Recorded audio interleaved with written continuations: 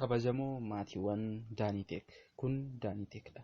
Namoonni chaanaalii kana hin beekne chaanaaliin kun chaanaalii Daanitek jedhamu afaan Oromootiin barnoota garaagaraa kan laatu ta'uu isinan beeksisa. Namoonni miseensa hin taane subscribe button kan jalatti jirutti bu'uudhaan miseensa keenya ta'an jechuun sin affeera.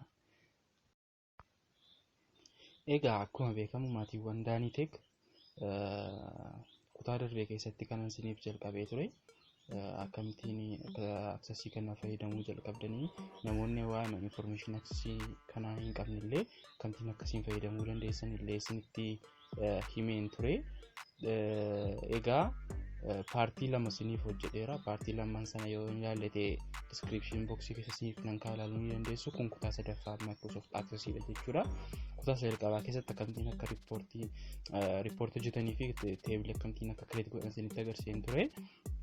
Innis teebiliin kun osa kanadha, riippoortiin osa kanadha. Kutaa lammaffaa kana keessatti immoo foormii akkamittiin akka hojjetan isa gidduu kanarra jiru isinitti agarsiiseen ture jechuudha. Akkuma waadaa isiniif galee immoo har'a kana isiniif qabadhee dhufe akkamittiin akka query hojjetan, akkamittiin akka update godhan, akkamittiin akka delete godhan isinitti agarsiisa jechuudha. Egaa amma xumura viidiyoo kanatti immoo na waliin ta'uun isiniin jedha. Egaa itti fufuudhaaf amma jalqabarra maal goona? Jalqabaa kanarraan keewwadha create table isaa amma table jalqabarratti create godhe jechuudha. Table create godhees immoo isa kana fakkaata. Takkaan maaliin godha jechuudha. Takkaan erga irra kaawwadhee booddee gararraa kana maaliin godha? Create kan jedhu jira. Create itti erga bu'ee booddee immoo maalan jedha query design akkuma argattan iddoo kana query design kan jedhu jira. Query design ittiin takkaa bu'aa jechuudha. Gaafa takkaa bu'u kana naaf fida. Erga kana naaf fidee booddee immoo argaa jirtanii aadiin gajjallaa kana jirti aadin jedha jechuudha takkaa. Gaafa takkaa aad godhu kana naaf fida. Ergasii close godheen ba'a. Ergasii immoo maalan godha? SID kana irratti takkaa itti bu'een Ctrl+A godha jechuudha. Irra dibuu fi hundasaa achi drag godheen asii gad fideen gajjallaa kana kan naqaa jechuudha. Achi dalga hunduma isaa akkasitti naaf gashaa jechuudha. Amma gaa faayila keenya kana fakkeenyaa fi query gaafa hojjennu akkamittiin hojjennu isa jedhuuf yoo ilaalle fakkeenyaaf amma nuni maqaa barattoota baay'ee keessaa fakkeenyaaf dipaartimentiidhaan ta'uu danda'a, waan barbaanneen ta'uu danda'a, saalaanis ta'uu danda'a.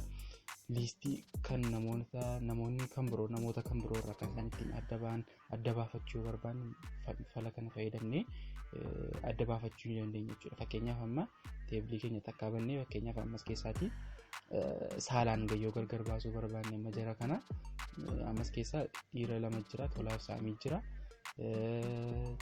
durbi immoo caaltu duwwaa jirti. Amma gaa tokko tokkoon akkamittiin akka dhiira qofaatti durba qofaatti akkamittiin akka select goonuun isinitti agarsiisaa jechuudha. Okay, query kootti deebi'a. Amma gaa maal goona? Kanatti deebinee design jennee selectira jira asii kun selectira ta'uu qaba.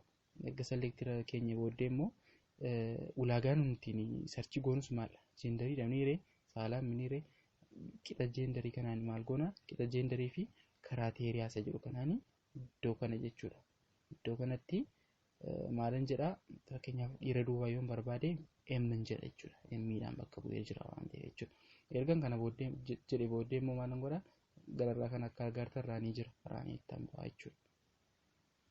Argitu meelii duwwaa qofaatti naaf fidee jechuudha.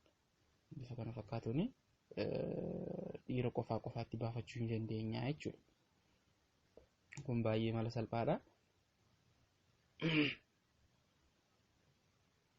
Okay. Nuun jedha durba duwwaa yoo gochuu barbaanne akkasuma step isaa isiniif galaa jira yaada create jedha achi query design jedha achi isa kana immoo add jedha achi kana immoo closing godha hunda isaan selecting godhadha jechuudha. Select wal godhee gadi buufadha. Ergan gadi buufadhee immoo female duwwaa yoo ta'e immoo criteria fuuldura galee maal jedha F jedha jechuudha. F ergan jedhee booddee immoo gararraa kana raaniin jedha jechuudha. Achi caaltu duwwaa naaf fidee jechuudha. Bifa salphaadhaa kuni kan agaa seevii godhannee akkasuma faayila intana barbaannu faayila barbaannuu fi keewwachuu ni dandeenya jechuudha. Kan printi goone jechuudha. Okay, step isa sadaffaatti yoo darbu immoo kan biraa kana isinitti agarsiisanii jedhee turesi maayini updateidha. Update gochuuf immoo akkasuma wanta hundumtuu kan ta'u create kana keessaa create ittiin bu'a. create ergan bu'ee booddee ammas query design ittan bu'a. Query design godheen ammas addin jedha. Akkuma argitan addin jedha achi closing jedha tokko duwwaa fuunaa jechuudha. Achi kanas akkasuma all jennee gadi fidanna. Okay. Achi amma kun amma gararraa kana select irra jira design jala kan jiru jechuudha. Garuu amma select filanna osoo hin taane update kan jiru kun jira. Update kanatti an bu'a jechuudha. Update itti ergan bu'ee booddee immoo maaliin akkan faayila isa kamiin akkan update gochuu barbaade. Egaa wanta update gochuu barbaade kuni maaliin akkan update gochuu barbaadeen sirriitti specify godheen kaa jechuudha. Maaliin akkan filannu sanumtina jennu kan ittiin filannu criteria kanaadha. Kan ittiin update goonu immoo garoon itti update goonu immoo update ta'uu kanaan jechuudha. Amma fakkeenyaaf table keenya keessaati gallee fakkeenyaaf umurii saamii kanaa sirreessinu fakkeenyaaf. Umuriin saamii kanaas keessatti amma 33 dha akkuma argaa jirtan.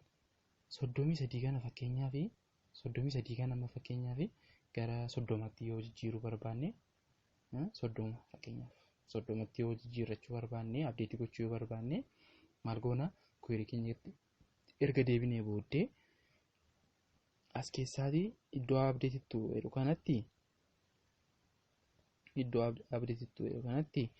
age isaa kana maal goona 30 jenna. San update itti gochuu barbaanne jechuudha. Kun immoo criteria dhamire criteria kun immoo ID isaa ta'uu danda'a, maqaa isaa ta'uu danda'a, gender isaa ta'uu danda'a. Garuu ID isaa fakkeenyaaf ID ni saamii kana meeqa lama dhamni laman jedha jechuudha. Criteria jalatti ID tiin jechuudha. Laman jedha. Erga lama jedhee booddee immoo maalan godha gararraa kana designer gartuu designer tan deebi'a. Chi maalan godha run jedha jechuudha. Gaafa run jedhu update gochuu barbaadanaan jedhee text wayinaaf fida jechuudha. Sanan confirm jedheen darbeenii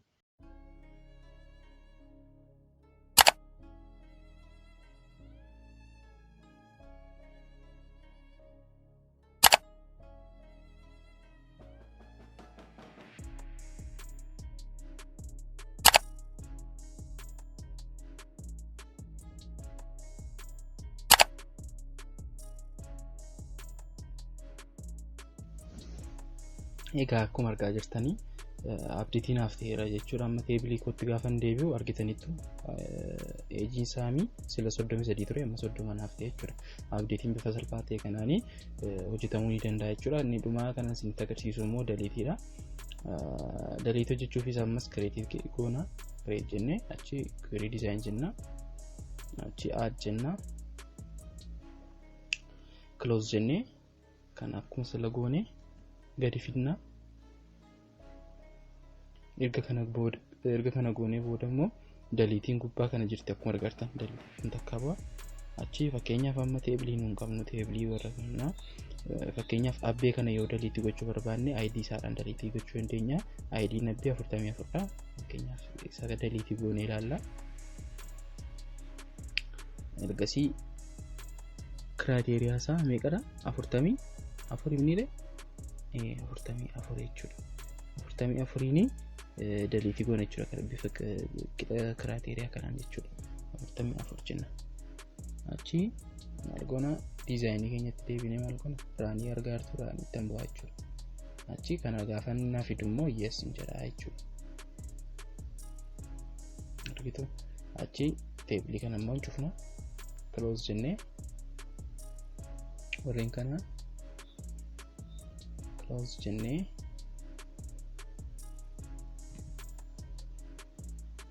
open gaafa nuun jennu abbee akkuma argaa jirtan hin balleesse jechuudha. Abbeen keessaa badeera jechuudha. Egaa bifa salphaadha. Accessii fayyadamuun baay'ee wanta salphaa ta'edha. Akkasii viidiyoo kanarraa barattan abdiin qaba. Commentii yoo qabdan commentii naa gochuu dandeessu. Viidiyoo kana yoo jaallattan like gochuu dandeessu. Akkasuma share naa gochuu dandeessu. Yoo miseensa kana ta'uu barbaadan immoo subscribe gochuu akka hin daganne. Viidiyoon akka irratti isiniif hojjedhu barbaadan yoo jiraate immoo natti himaa isiniif nan hojjedha. Egaa amma xumura viidiyoo kanaatti waan waliin turtaniif immoo guddaa galatoomaa.